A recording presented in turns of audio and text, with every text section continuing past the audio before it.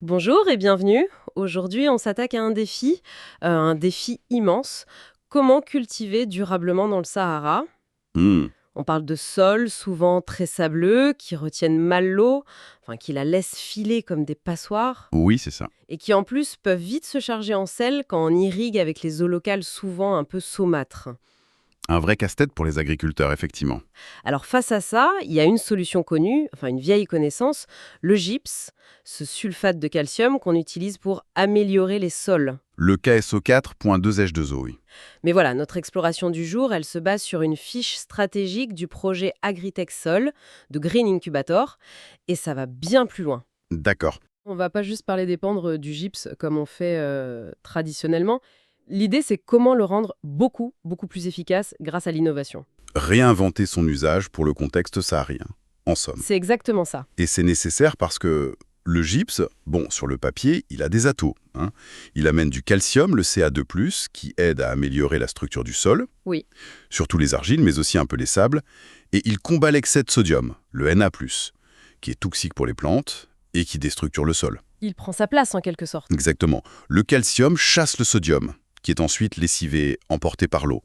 Sauf que, et c'est le point clé de la source, Oui, dans les sables du Sahara, qui drainent énormément, le gypse classique, une fois qu'on les pend, il est dissous et emporté très vite. lessivé, vous disiez. Voilà le fameux lessivage. Du coup, son effet est de courte durée. Il faut en remettre souvent. Et ça, c'est pas très rentable et pas très durable non plus, quoi. D'accord. Donc, la mission ici, si je comprends bien le document d'Agritexol, c'est de, comment dire, passer à la vitesse supérieure. Mhm. Comment on fait pour que ce gypse agisse plus longtemps, plus efficacement, dans ces conditions difficiles? Comment on l'intègre dans une approche plus globale, plus intelligente? Une gestion intégrée de la fertilité, de l'eau, de la salinité. C'est ça.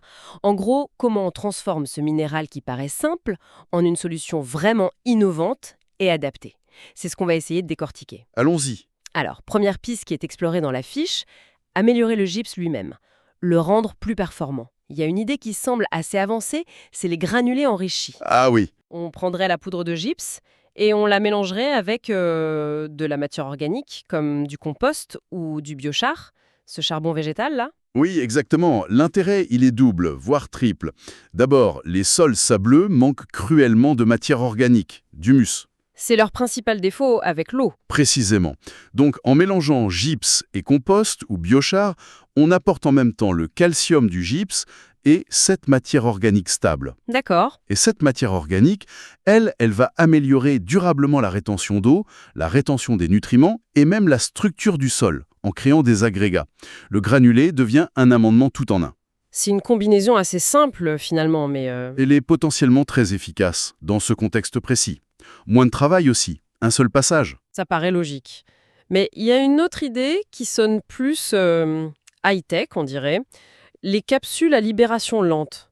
Là, on parle d'enrober le gypse. C'est ça.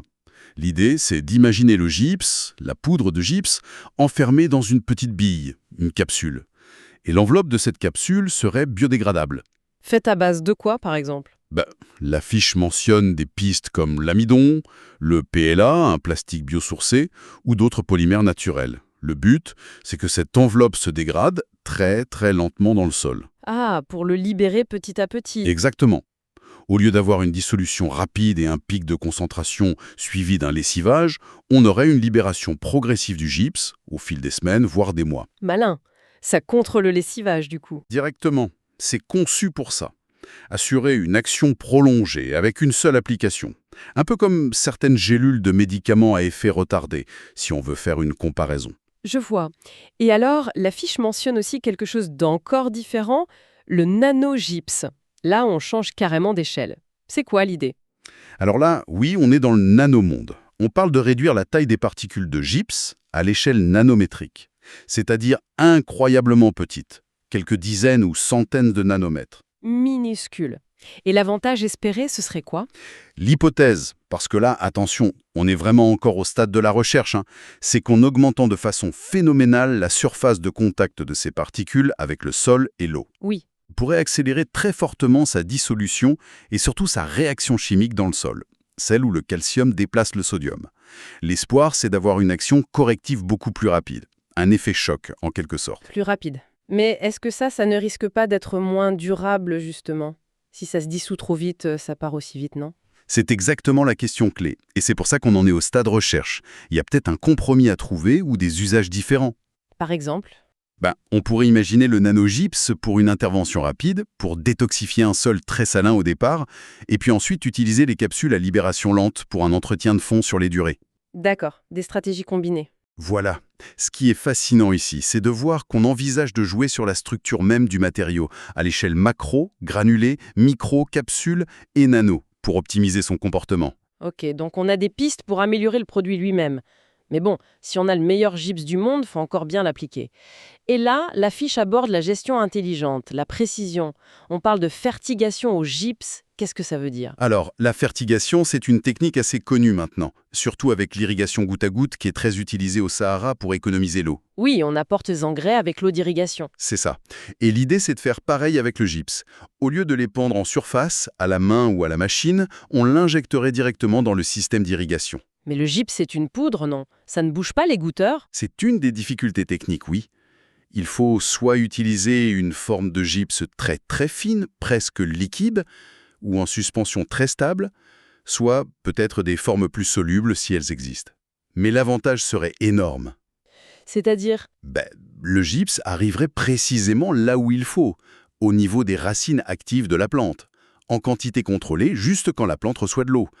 Donc beaucoup moins de pertes, moins de main-d'œuvre pour l'épandage et une application bien plus ciblée et efficace. Et pour savoir où exactement il faut en mettre plus ou moins, même en fertigation, la source mentionne la cartographie de la salinité. Fini l'application uniforme à l'aveugle. C'est tout à fait l'idée, oui. On entre là dans l'agriculture de précision. On parle d'utiliser des outils pour savoir où le sol est le plus salé dans une même parcelle. Quels outils? Ça peut être assez simple, comme des capteurs de conductivité électrique, CE, portables. L'agriculteur se déplace et mesure le sel à différents points. Ok. Ou alors, plus sophistiqués, des drones équipés de capteurs spécifiques qui survolent le champ et génèrent une carte très détaillée des variations de salinité. Ah oui, carrément.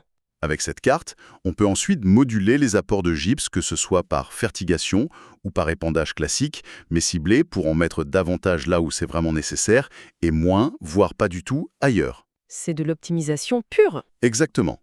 On traite le problème là où il se trouve, on économise l'amendement, on évite d'en mettre trop là où ce n'est pas utile et on maximise l'efficacité globale. C'est passionnant cette idée de précision.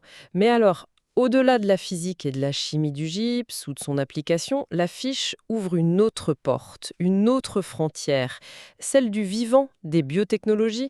Il est question de biogypse. Qu'est-ce que c'est que ça? Le biogypse, c'est un concept où on associe le gypse, le minéral, à des micro-organismes bénéfiques pour les plantes. On les mélange? Oui, l'idée serait d'ensemble le gypse avant de l'appliquer, ou peut-être de les appliquer conjointement. On ajouterait de bactéries spécifiques. Quel genre de bactéries? La fiche évoque deux types principaux. D'une part, des bactéries dites halotolérantes, c'est-à-dire qu'elles aident la plante à mieux supporter le stress lié au sel dans le sol. Ah oui, comment? Elles peuvent produire des substances qui protègent la plante ou modifier l'environnement racinaire pour le rendre moins stressant. Et d'autre part, on parle des PGPR, PGPR. Plant Growth Promoting Rhizobacteria. Ce sont des bactéries qui stimulent la croissance des plantes, par exemple en améliorant l'absorption des nutriments ou en produisant des hormones de croissance végétale. D'accord. Donc le gypse corrige le sol et les bactéries aident la plante en plus. C'est ça l'idée de synergie.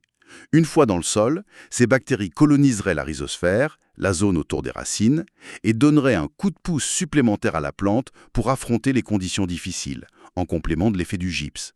C'est une alliance minérale biologique. Et dans la même veine, on parle aussi d'associer le gypse avec des mycorhizes, ces fameux champignons amis des racines. Exactement.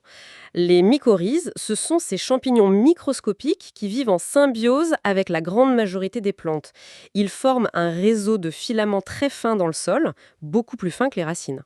Et ça aide la plante à chercher l'eau et les nutriments plus loin, c'est ça? Tout à fait. Ils augmentent considérablement le volume de sol exploré par la plante, surtout pour l'eau et certains nutriments peu mobiles comme le phosphore. L'idée ici, c'est que l'amélioration du sol par le gypse, moins de sodium toxique, meilleure structure, meilleure aération, créerait un environnement plus favorable. Plus favorable pour les mycorhizes, oui, pour leur développement et leur efficacité. Qu'elles soient déjà présentes dans le sol, natives, ou qu'on les ajoute sous forme d'inoculum. Le gypse prépare le terrain en quelque sorte, et les mycorhizes aident la plante à en profiter au maximum. Encore une synergie pour des cultures plus résilientes. C'est très prometteur tout ça, mais on sent que là, sur le biogypse et les mycorhizes, on est dans des approches peut-être plus exploratoires, non? Moins matures? Tout à fait, vous avez raison. Si on reprend les niveaux de maturité technologique, les TRL, Oui. les granulés enrichis ou la fertigation au gypse, on est déjà au stade pilote ou pré-commercialisation. On parle de TRL 6 ou 7. Le nanogypse et les capsules à libération lente, c'est plutôt du TRL 3-4, donc encore au laboratoire ou première validation. Et le biogypse? Là, et pour l'association avec les mycorhizes, dans ce contexte précis, on est vraiment au début de la recherche, TRL 2-3. Il y a encore beaucoup à prouver et à développer. Mais ça donne une idée du chemin à parcourir et des pistes très stimulantes pour l'avenir. D'accord, donc on a vu comment améliorer le gypse lui-même, comment mieux l'appliquer, y compris avec l'aide du vivant, mais la source nous pousse à voir encore plus large. Et si on utilisait des ressources locales, voire des déchets pour produire ces amendements? C'est l'axe économie circulaire, ça. Absolument. Et c'est crucial dans ces régions où il faut valoriser au maximum ce qui est disponible sur place. Une piste majeure qui est mentionnée, c'est la valorisation du phosphogypse purifié. Le phosphogypse, c'est quoi exactement? C'est un sous-produit industriel. Il est généré en très grande quantité par les usines qui fabriquent des engrais phosphatés à partir de minerais de phosphate. Et il y a de grosses industries de ce type dans certains pays du Maghreb, par exemple. Et ce phosphogypse, il contient du gypse diatra? Oui, c'est principalement du sulfate de calcium comme le gypse naturel. Le problème, c'est qu'il est souvent stocké en d'immenses tas, car il peut contenir des impuretés issues du minerai ou du procédé, des métaux lourds, parfois un peu de radioactivité.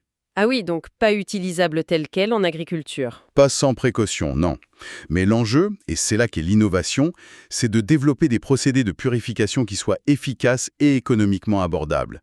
Si on y arrive, on transforme un déchet industriel potentiellement problématique en un amendement calcique sûr et très utile pour l'agriculture locale. C'est un double bénéfice énorme. Exactement. On traite un problème environnemental lié aux déchets industriels et on obtient une ressource précieuse pour améliorer les sols agricoles. Le potentiel est considérable. Et au-delà de l'industrie, est-ce qu'on peut utiliser des ressources agricoles locales, des restés de culture, ce genre de choses? Oui, tout à fait, la fiche insiste beaucoup là-dessus.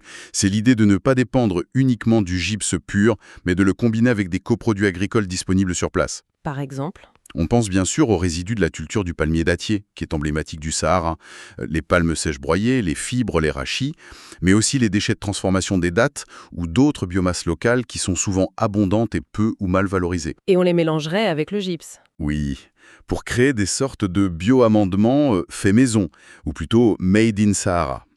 On combine le gypse, qu'il soit naturel local ou issu du phosphogypse purifié, avec ses matières organiques locales, Pour faire des granulés enrichis locaux, en quelque sorte? par exemple, ou d'autres formes d'amendements composites. L'avantage, c'est qu'on est en circuit court, on renforce l'autonomie des agriculteurs et des oasis, et on valorise vraiment toutes les ressources du territoire dans une logique d'économie circulaire. Cette approche intégrée est vraiment très intéressante et elle ne s'arrête pas au sol. Elle relie aussi ça à la gestion de l'eau, n'est-ce pas? Oui, c'est le 5e axe soulevé dans la fiche, et il est fondamental. On ne peut pas penser à l'amélioration du sol sans penser à l'eau qui va avec, surtout au Sahara. Et comment le gypse interagit avec la gestion de l'eau? Un exemple très concret est l'association avec le dessalement solaire. Dans beaucoup d'endroits au Sahara, l'eau disponible est souterraine, mais elle est saumâtre, trop salée pour irriguer directement. Oui. Alors on voit se développer des petites unités de dessalement, souvent alimentées par énergie solaire, ce qui est pertinent là-bas. L'eau devient utilisable pour l'irrigation. C'est une bonne nouvelle. Oui, mais cette eau dessalée peut parfois être déséquilibrée en minéraux. Elle peut manquer de calcium par rapport au sodium résiduel ou avoir un effet agressif sur la structure du sol à long terme. Ah! Et le gypse peut aider? Exactement. En ajoutant du gypse au sol qui est irrigué avec cette eau dessalée, on maintient un bon équilibre calcium-sodium, on évite que le sodium ne s'accumule et on préserve la structure du sol. L'un ne va pas sans l'autre pour avoir une solution d'irrigation vraiment durable avec de l'eau dessalée. Je comprends mieux le lien.